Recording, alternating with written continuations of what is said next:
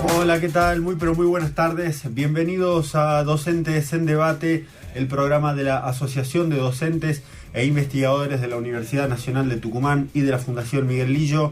Estamos hasta las 8 de la noche en Radio Universidad Tucumán FM 94.7. Quien nos saluda en la conducción de este programa, Marcelo Bustamante, y me acompaña, y paso a saludarla, Claudia Contreras en la locución. ¿Cómo estás, Claudia? Le va? Un placer saludarlo a usted, Marcelo, y a toda la audiencia que cada lunes nos espera con Docentes en Debate. Así es, también nos acompaña en la operación técnica el compañero Edgar, nunca me acuerdo. Guanco, ahí está. Edgar Guanco en la operación técnica. Estamos hasta las 8 de la noche. Esto es Docentes en Debate. Y en el programa del día de hoy, tenemos dos entrevistas programadas que van a dar cuenta de algunas de las actividades que se están desenvolviendo en la propia universidad. Particularmente vamos a tener una entrevista con Analía Ortigosa. Ella es representante gremial de la ADIUNT en la Facultad de Medicina. Se desempeña como docente en la Escuela de Enfermería, Escuela Universitaria de Enfermería. Y con ella vamos a conversar sobre lo que tiene que ver con el ingreso a medicina. Una carrera que venía hasta hace muchos años, históricamente siempre fue así, con exámenes de ingreso. Finalmente, detrás de toda una lucha, una serie de reivindicaciones que habían llevado adelante principalmente los estudiantes, el Consejo Superior de la UNT aprobó de que el ingreso sea irrestricto, es decir, libre. Era para este año, se va a implementar también para el año siguiente, ya es algo que ha quedado fijo. Queremos ante todo poder clarificar el panorama de qué se trata esta situación. Estamos hablando de un área muy sensible, el área de la salud, en todo lo que tiene que ver con este contexto que hemos vivido en estos últimos 2 años, en la cual los profesionales de la salud han tenido un protagonismo enorme en la lucha contra el coronavirus, en salvar vidas. Ha sido un año y el año pasado han sido años muy, muy arduos de trabajo, agotadores, y está en todo el debate del año pasado y la importancia del sistema de salud y de qué forma tiene que estar justamente preparado para enfrentar situaciones como las que se han vivido, como una pandemia que todavía no ha pasado desde ya, sino que está todavía esta pelea y paulatinamente se ha avanzado en los esquemas de vacunación y demás elementos que permiten por ahí sortear esta pandemia, superarla en un plazo no muy largo de tiempo. Y el personal de la salud es fundamental en esta tarea. Justamente se requieren de más profesionales, está claro. Y acá tiene que ver con la formación de estos profesionales que van a ser justamente los médicos del futuro. Médicos y también enfermeras, por supuesto. Enfermeros y enfermeras. En otro orden de cosas, vamos a abordar un debate en el espacio de reflexión que es Docentes en Debate. Justamente un evento que tuvo una relevancia porque ha despertado una cierta polémica. Hablamos de una exposición de obras de arte que se realizó en la Casa Histórica de Tucumán, donde las obras que se exhibían tenían un contenido desde ya histórico, simbólico, y estaban referidos en algunos casos a la exposición de tramas, cuya sombra en la pared se proyectaban mensajes que tenían justamente un clivaje histórico con lo que fue la época donde existían organizaciones armadas en la Argentina, el caso de Montoneros, y que despertó toda una polémica y se abrió un debate justamente sobre la libertad de expresión, sobre la libertad del arte, un debate que por supuesto es provincial, pero que se ha extendido a nivel nacional, ha tenido repercusión mediática a nivel nacional, y es un tema que queríamos debatirlo o por lo menos abordarlo en este programa, por una cuestión de agenda lo hemos podido reservar para el día de hoy, y vamos a tener justamente para abordar ese tema una entrevista con Jorge Figueroa, docente de la Facultad de Artes, también integrante o ha participado, ha integrado en numerosas oportunidades, bueno, cargos gremiales en la propia facultad. Además es periodista especializado en estética. Y bueno, vamos a tener una conversación con él.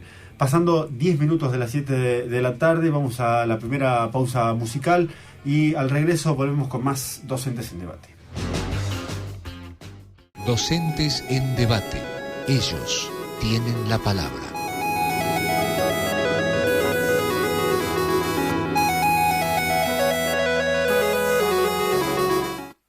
Volvemos entonces a lo que es Docentes en Debate. Vamos a empezar a desandar el contenido del día de hoy.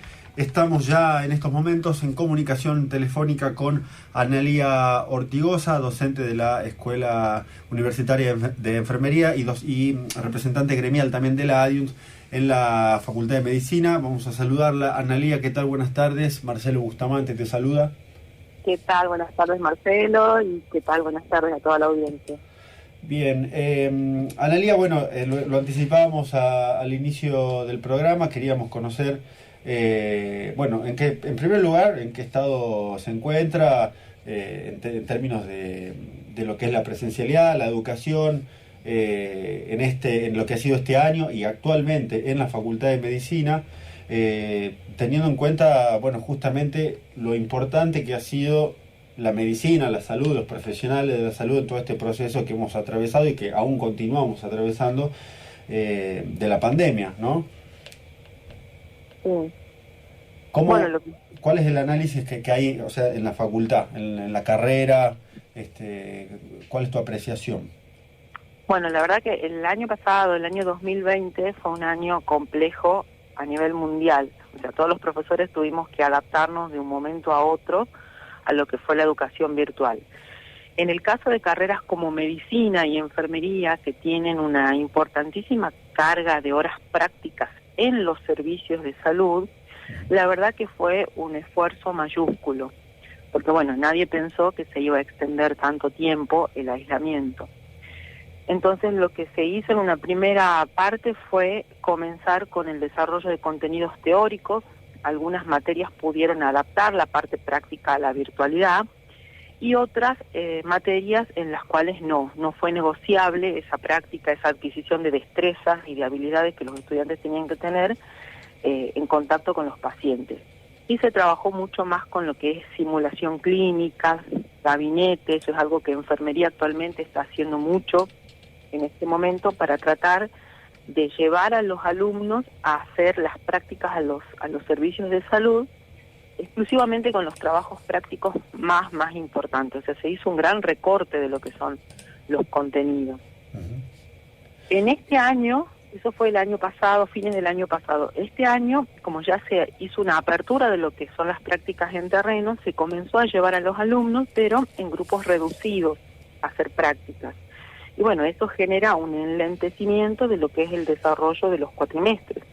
De hecho, nosotros, hasta el día de hoy, estamos cursando la tercera semana del inicio del segundo cuatrimestre y todavía están abiertas las reinscripciones fuera de término porque hubo materias anteriores, en el caso de enfermería del ciclo básico, que no completaron esas prácticas. Y bueno, eso también está en relación con la cantidad deficitaria de docentes que hay y las dedicaciones para la cantidad de alumnos que tenemos. Claro, sí, continúa por favor, te escucho. Sí. Yo particularmente en mi cátedra hice un trabajo de investigación donde comparé el tema de la deserción durante el año 2020 con la virtualidad y el periodo 2010-2019 en la época presencial. Sí. Un trabajo de investigación donde yo evalué la proporción de alumnos que quedaron libres, que desertaron en ambos periodos, y el promedio de calificaciones de los exámenes parciales. En mi materia puntualmente, yo no encontré una diferencia significativa en cuanto a la deserción en el periodo virtual con el periodo presencial. Sí encontré una diferencia significativa desde el punto de vista estadístico en cuanto a la calificación. Y el promedio de calificaciones de los exámenes fue mucho menor en el periodo virtual.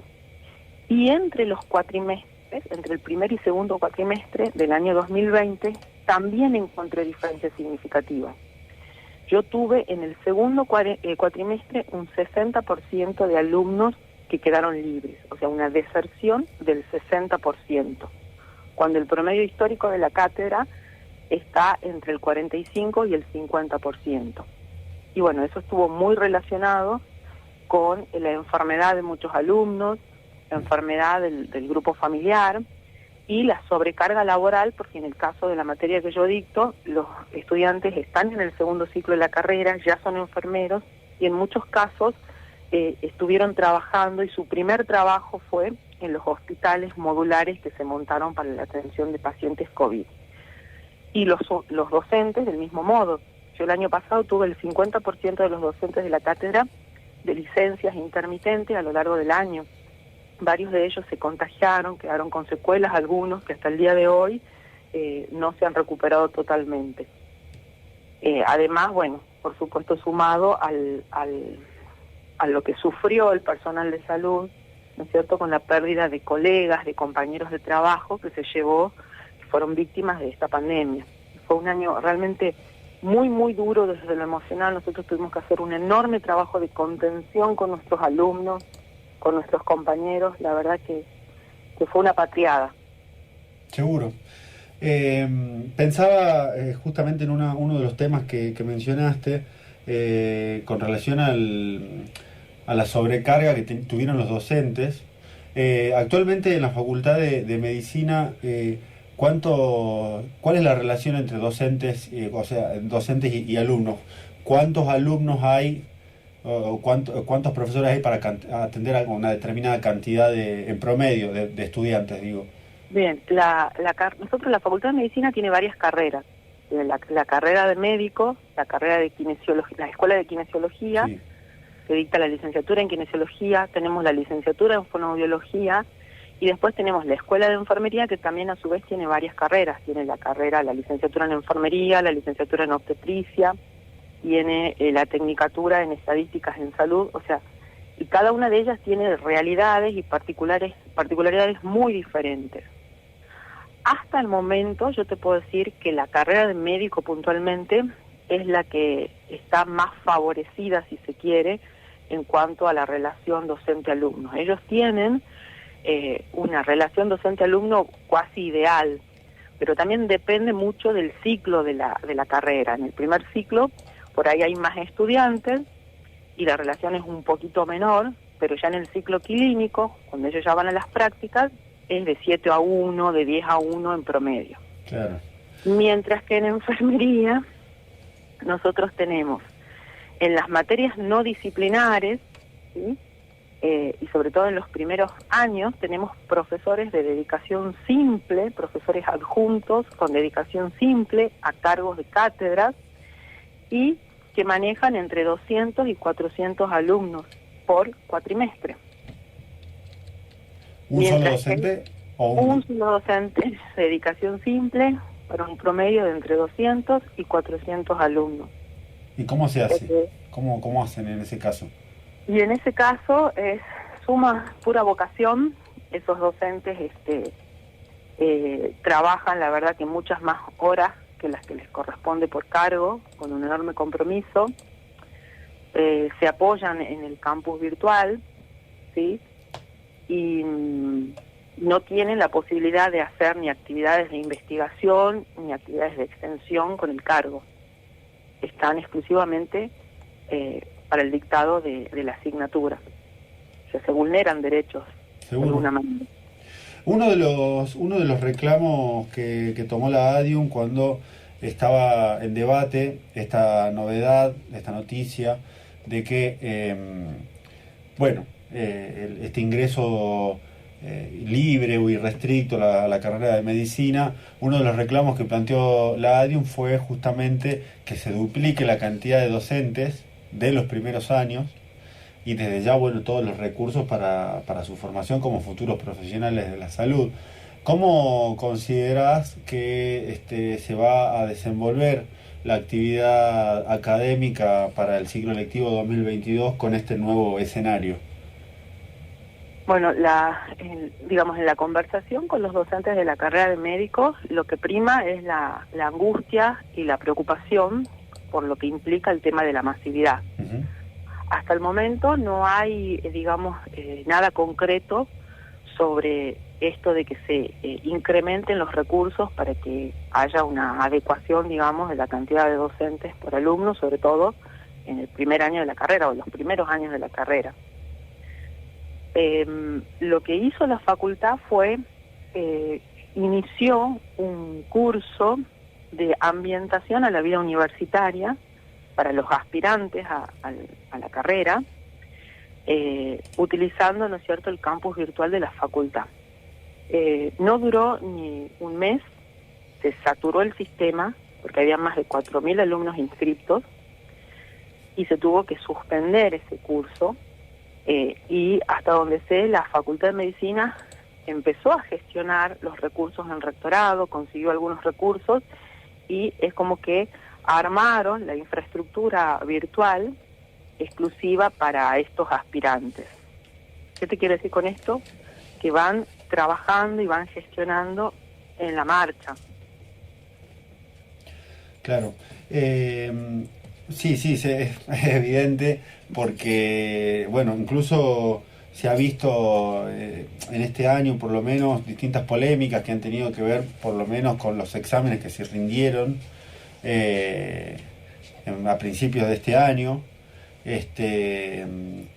porque, a ver, quiero decir, la situación es delicada en la Facultad de Medicina desde el punto de vista de que se va a un escenario donde va a haber una masividad, donde, como bien explicás, Analía, se toman medidas de algún modo improvisadas, no hay la suficiente claridad sobre cómo se van a desenvolver estas actividades, teniendo en cuenta esta nueva realidad, y ha habido polémicas, por lo menos nosotros desde las redes sociales recibimos numerosos mensajes de estudiantes, integrantes de la comunidad educativa de la Facultad de Medicina, donde, bueno, principalmente los estudiantes alertan de estos cursos, de estos, digamos, nivelatorios, incluso de cuando se dieron los exámenes, que, bueno, no sé, decían que justamente había una suerte de dificultad a la hora de poder desarrollarlo correctamente. Bueno, desde allá esos exámenes habían sido si alguien no recuerda, pero en tinglados, canchas, si mal no recuerdo fue justamente en el Club Central Córdoba, pero toda la Facultad de Medicina ha estado de algún modo en el ojo de la tormenta en estos últimos 2 años a raíz de todo este cuadro que ha afectado desde ya a las autoridades, a los estudiantes, a los docentes y máxime teniendo en cuenta que se da en un cuadro de pandemia. Así es. Bueno, Analía, ¿tenés algo más para aportar? Desde ya este es tu momento. A nosotros desde ya nos interesa conocer toda esta realidad porque el año que viene seguro se va a tratar de toda una nueva realidad, valga la redundancia, en el sentido de que se va a dar algo histórico, algo que venía siendo un reclamo de estudiantes de hace años, pero que a su vez también compete a la actividad docente del resguardo de los derechos laborales, de los docentes, etcétera.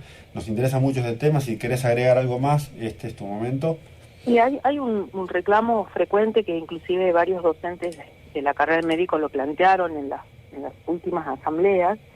Las primeras materias de la carrera de médico se desarrollaban de manera presencial en la quinta agronómica. Sí. Y una de las denuncias que ellos hicieron en las asambleas docentes que se llevaron a cabo durante este año fue que desde antes de la pandemia, o sea, antes del año 2020, la estructura edilicia de la quinta agronómica tenía problemas con el agua. Nadie sabe decir cuál es el problema concreto, pero bueno, la realidad es que el edificio no tiene agua. Habían clausurado los sanitarios, tanto para docentes como para alumnos, habían colocado baños químicos y esa situación se sigue sosteniendo. Entonces, si se piensa en un regreso paulatino y seguro a la actividad presencial, no hay agua. O sea, es imposible poder aplicar ningún tipo de protocolo. Y esto es algo que los docentes lo vienen planteando y hasta el momento no hay solución. O sea que no se estarían respetando normas ni principios básicos. No hablemos del protocolo específico para COVID. Hablemos de que hay una institución universitaria donde asisten docentes, centenares de alumnos y no cuenta con agua, con sanitarios. Bueno, eso es en términos generales. Perfecto, sí, bueno, vamos a tomarlo a ese tema para desarrollarlo, a ver de qué se trata justamente este problema. No puede ser que pase una cosa así, pero evidentemente está sucediendo. Analía, muchas gracias por tu tiempo y seguramente en próximos programas vamos a tener algún encuentro telefónico para conocer más en profundidad la realidad de la Facultad de Medicina. Bueno, muchísimas gracias a ustedes. Bien, muchas gracias. Ahí pasaba entonces Analía Ortigosa por Docentes en Debate, docente de la Facultad de Medicina, integrante también del cuerpo gremial que cumple funciones allá en la Facultad de Medicina. 30 minutos pasan de las 7 de la tarde, vamos a una nueva pausa y ya regresamos. Docentes en Debate, ellos tienen la palabra.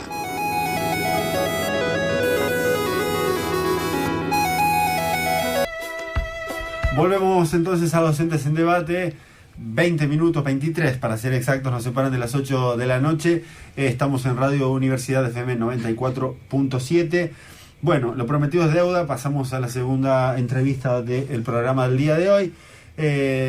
Hemos en este ciclo 2021 contado con esta impronta final del programa de habilitar un espacio de reflexión y de debate sobre cuestiones que tienen que ver con la actividad universitaria, con la cultura, y que también es parte de la visión de la AIUNT, justamente de debatir problemas sociales, culturales, y por eso es que estamos en comunicación telefónica con Jorge Figueroa, docente de la Facultad de Artes, periodista también.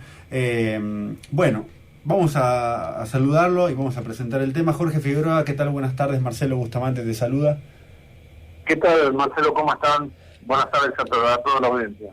Bien, todo bien, Jorge. Bueno, como lo dijimos nosotros al inicio de este programa, teníamos la intención de poder dialogar con vos sobre este hecho que ha tomado, como toda polémica, ha tomado una trascendencia, una relevancia social, que ha llegado incluso a hacer debate a nivel nacional. Estamos hablando de la muestra Randa Testigo, que está montada o estuvo montada, corregime si está o no todavía, pero lo estuvo por lo menos 2 meses en el Museo de la Casa Histórica de la Independencia, y desató toda una polémica porque con esta tecnología hoy de las redes sociales y de internet muchas veces circulan mensajes falsos, lo que se conoce popularmente como fake news, y difundieron imágenes con pintadas de montoneros, de Evita, en la sala de la Jura, en el salón de la Jura de la Casa Histórica. Entonces, teníamos esta intención de debatir justamente esto que ha pasado, donde en un punto se ha puesto en debate la libertad de expresión, la libertad para el arte. Te cuento que es un debate que no solo involucra a la comunidad artística, sino que se ha convertido en un debate político, del cual, por supuesto, siempre algunos se aprovecharon. No ha sido casual que ese debate haya surgido un par de días antes o una cosa así de las elecciones, de las PASO, o sea que tiene una connotación política muy importante en la provincia, y también es una prueba para el nuevo gabinete, que ha debutado con un real acto de censura, porque el tema ha sido así. Esta muestra se inauguró estaba prevista para el 9 de julio, pero se terminó inaugurando unos días después. Viene, ¿cómo te podría decir?, con los papeles un poco flojitos, en cuanto a que no se pudo inaugurar el nuevo porque la directora del museo dijo que no estaban los permisos del COE, digamos, para inaugurar. La casa histórica estaba cerrada. Sin embargo, llamativamente hubo otras actividades en la casa histórica para las cuales evidentemente sí hubo permiso para, digamos, para del COE para hacerlos. Entre el día 9 y el día 10 de julio se presentó un libro en uno de los salones de la casa histórica, o sea que la cosa viene medio rara. Es una muestra que cuenta con la curaduría de Alejandra Mizrahi, una artista conocida. Es una muestra de arte textil en la que participan fundamentalmente las banderas del cercado, y que en realidad viene de un proyecto que se presentó y se inauguró en el Museo del Traje en Buenos Aires a comienzos de año. Aquí lo que se agregó fue la obra de Carlota Beltrame, que se llama El bebé de la traba, pero como parte de toda un arte, digamos, con las randas, un arte que sobre el que viene el artista investigando desde hace varios años, ¿no? O sea, yo conozco obras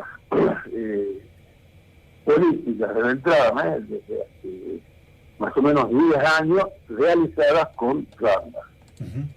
Entonces, bueno, así partió esta historia. En realidad, digamos, la muestra se inauguró unos días. Ustedes saben que por la cuarentena la casa histórica funcionaba y si funciona son 3 días a la semana, viernes, sábado y domingo. No tiene otros días abiertos al público. Y bueno, en ese correr, digamos, segunda semana, tercera semana de julio hasta septiembre, la muestra estuvo montada, se la podía visitar, pero ya está desmontada. O sea, ya no hay nada de la muestra en este momento en el museo. Los artistas, la curadora se llevó las obras a otro lugar, y el museo, como si no pasara nada, va a reabrir sus puertas este jueves. Jorge, pero sí, con otra muestra, que no tiene nada que ver con el tema. Sí, adelante. Una consulta básicamente, digamos, técnica, si se quiere. ¿Esta muestra se levantó porque finalizó su tiempo de exposición o fue porque...? No. La muestra estaba prevista hasta diciembre. Se levantó, y bueno, ahí viene otro problema. ¿Por qué se levantó? Si fue un acto de censura o no, bueno, en un momento, en un principio, hasta hubo algunos artistas que intentaron justificar el acto porque por los hechos de violencia que se generaron, las amenazas que recibieron la directora del museo y las artistas, pero efectivamente la decisión vino de arriba, y como te digo, fue una decisión tomada por el ministro, digamos, de Cultura, Tristan Bauer. Digo lamentablemente porque, bueno, Bauer es un tipo que viene, digamos, del mundo del arte, es un cineasta muy reconocido. Supongo que a él no le gustará que que le hayan censurado o que le censuren su obra. Pero es que ha sido un acto de censura, ¿no? Definitivamente un acto de censura. Si querés, digamos, después han dicho que sería autocensura, porque una muestra que digamos que la promovieron las propias autoridades nacionales, lo cual es cierto, pero es un acto de censura.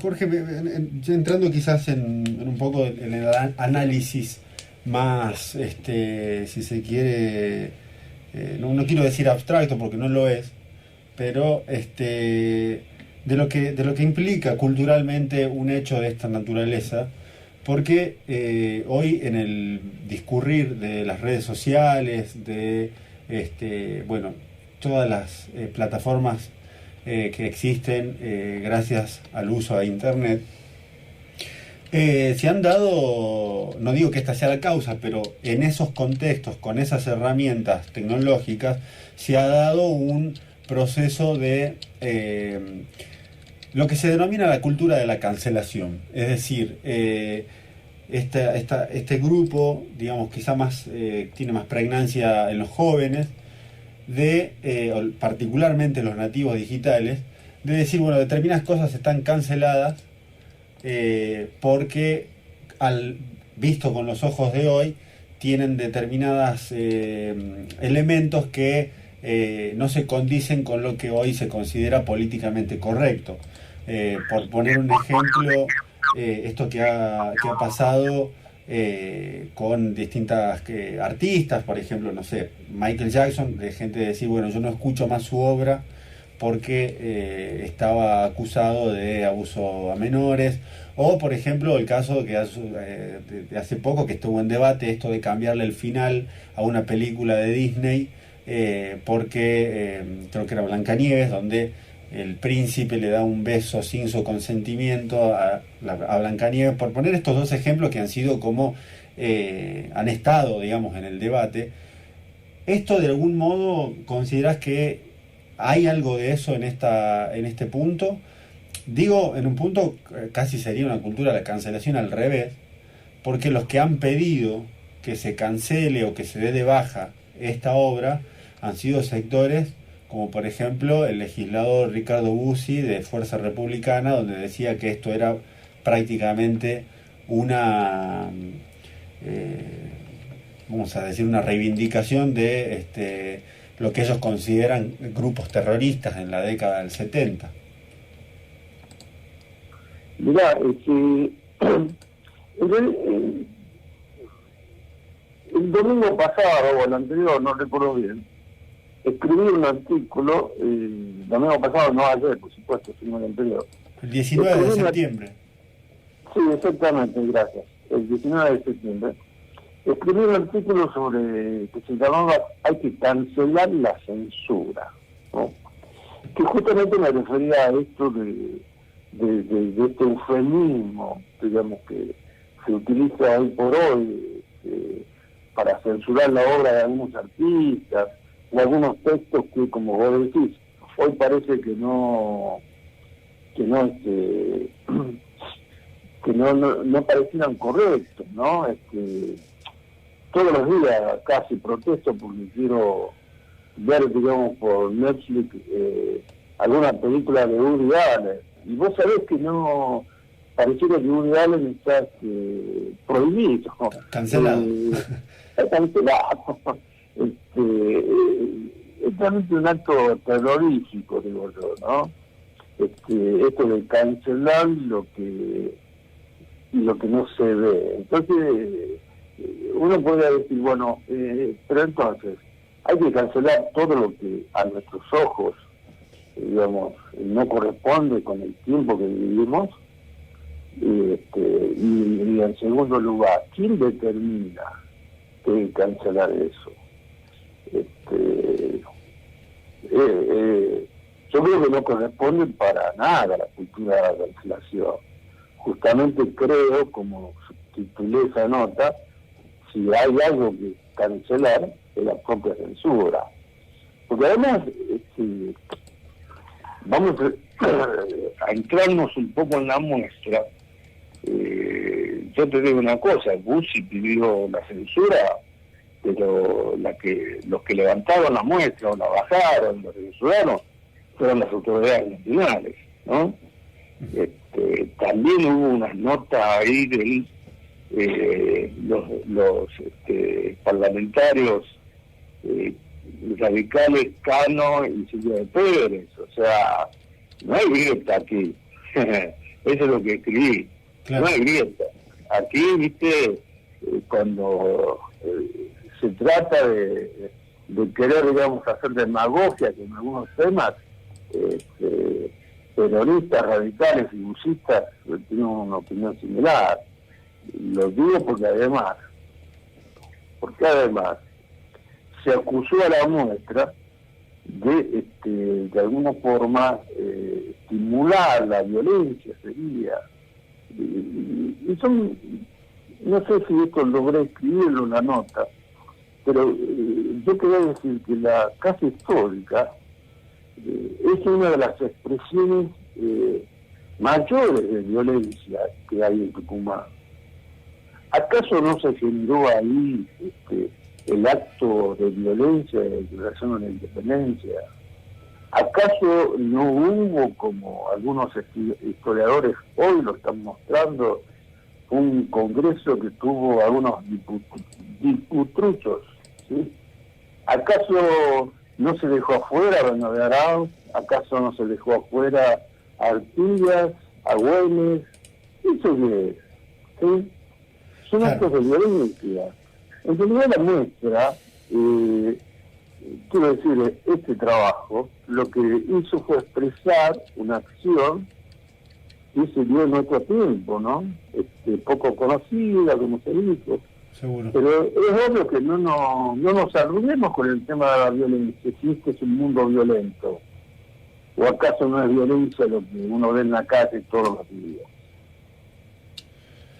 Jorge, una última pregunta. Tiene que ver con ¿cuál es la salida que vos proponés como alguien versado en arte ante situaciones de esta naturaleza? Porque, bueno, vos decís cancelar la censura.